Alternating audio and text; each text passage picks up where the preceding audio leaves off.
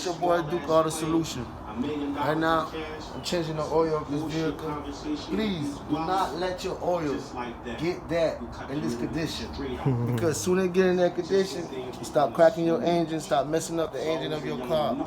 So please, before you even get that color, soon the light come on, come holler at Duke Auto Solution. He will salute you in every moment, in every place. Right now we tying up screws for the oil. You gotta make sure you can tie it off in your scrape. Don't tie it up too tight because you don't want to fry it up, you know? Gotta be just a little bit more tighter.